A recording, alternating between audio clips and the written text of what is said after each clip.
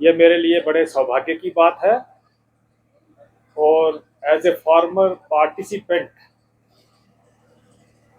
in the cultural educational programs that has been organized by this organization since many years मैं गौरवान्वित भी महसूस कर रहा हूँ। मेरा मैं बड़े फख्र के साथ ये बात कहता हूँ कि मैं जब ये ऑर्गेनाइजेशन ने अपनी पहली फंक्शन ऑर्गेनाइज किया था तो मैं उसका पार्टिसिपेंट था। तब हम क्विज कंटेस्ट में पार्टिसिपेट भी करते थे और जब प्रोग्राम खत्म हो जाता था तो सफाई वफाई का भी काम साथ में करते थे। मैं ये शेयर करना चाहता हूँ कि जब मेरा phase of participation in this programme खत्म हो गया तो मुझे आखिर में मैं और मेरे क्लासमेट राजन थे और बाकी कुछ क्लासमेट थे तो हमें 3-4 साल के बाद एक कंसोलेशन प्राइज भी मिल गया था। तो जिनको प्राइज ना मिले तो वो उम्मीद ना हारे। ये उस वक्त की बात है जब इस किस्म की कार्रवाइयां या इस किस्म के फंक्शंस नहीं होते थे। एजुकेशन एक बड़ा होलिस्टिक कंसेप्ट है। इसमें पर्सनैलिटी डेवलपमेंट जो है वो बहुत ज़रूरी होती है, इम्पेरेटिव है और उसके लिए एक बच्चे का इंटरेक्शन बहुत इम्पोर्टेंट है। जब ये ऑर्गेनाइजेशन शुरू हुई थी तो कोई ज़्यादा इंथुसियाज्म या ज़्यादा सपोर्ट नाम की चीज़ नहीं थी, इसकी शायद ज़रूरत भी नहीं होती थी। मुझे याद है कि दूसरे तीसरे दौर में ही ये चीज़ शुरू हो गई थी कि कॉलेजेस पार्टिसिपेट करना शुरू हो गए थे। तो नया सिर्फ ईश्वर की कृपा से टेंट है, जज्बात सारे पुराने हैं और बड़ा इंथुसियास्टिक 2 दिन का प्रोग्राम होता था जिसमें हम सब पार्टिसिपेट करते थे।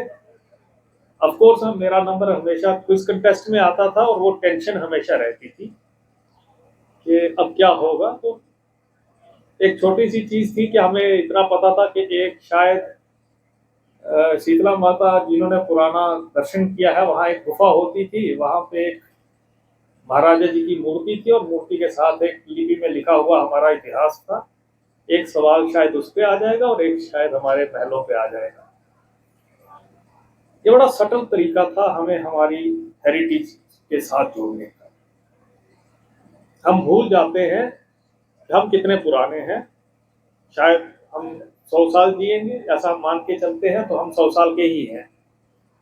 ये जो संजय वाले नेत्र हैं ये देने का काम श्री शक्ति पाठक जी और उनके सभी साथियों ने, सभी मुझसे बड़े हैं उम्र में और मैं उनमें से कुछ मेरे टीचर्स भी रहे हैं, उन्होंने दिया। लगभग कुछ ऐसा ही काम स्वामी विवेकानंद जी ने किया था जब वो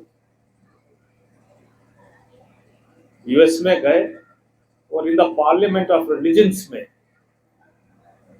उन्होंने न सिर्फ विश्व को बल्कि हम सबको ये याद दिलाया कि हम कितने पुराने हैं। सनातन का एक बड़ा डीप मीनिंग है, इसको रिलीजन के दायरे में देखना बड़ा इसके मीनिंग को कम आंकना होगा। धर्म शाश्वत होता है ये उन्होंने विश्व को बताया।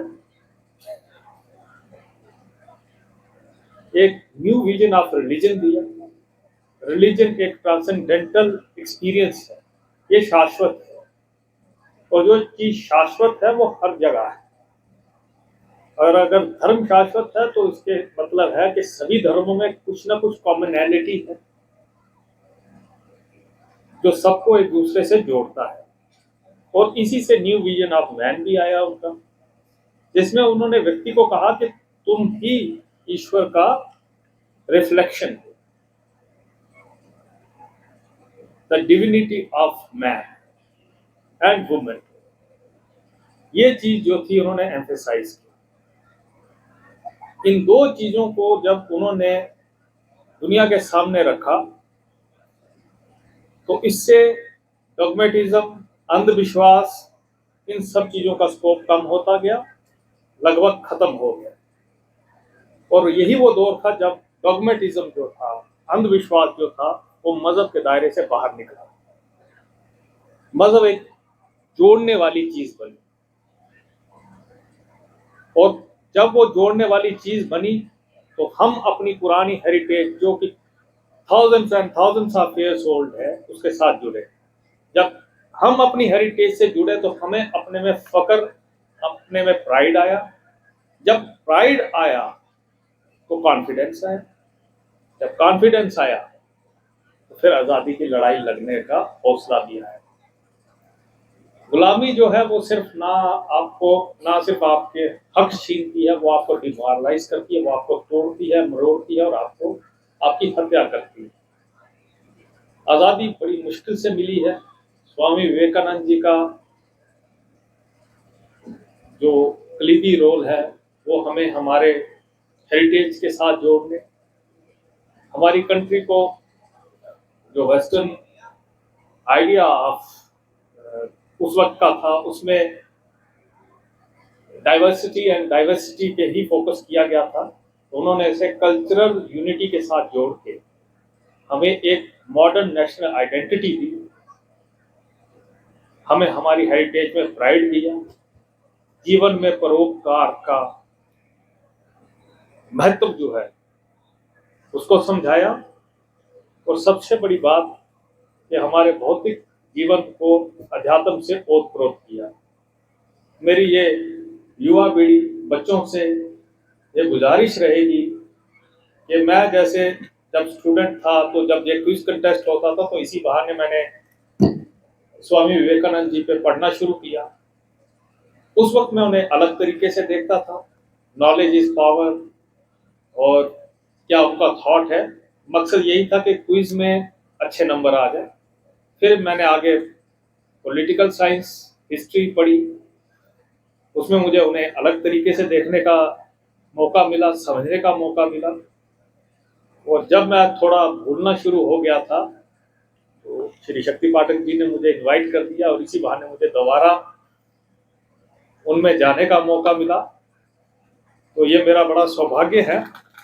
ठंड की वजह से मैं अपनी थॉट्स कंसोलिडेट नहीं कर पा रहा हूँ, लेकिन मैं मुबारकबाद देता हूँ। सारी प्रेजेंटेशंस बहुत अच्छी थी, और खासकर जो आखिरी प्रेजेंटेशन थी, ये बहुत बहुत बहुत बढ़िया, उम्दा प्रेजेंटेशन थी।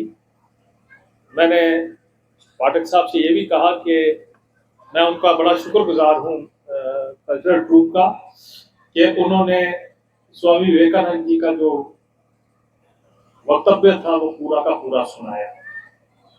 और जो मैं आपके सामने ये मान चुका हूँ कि मैंने थोड़ा बहुत उन पर अध्ययन किया है, तो मैं अपनी कमजोरी भी आपके आगे एडमिट करना चाहूँगा कि ये वक्तव्य मैंने 2 बार सुना है सिर्फ।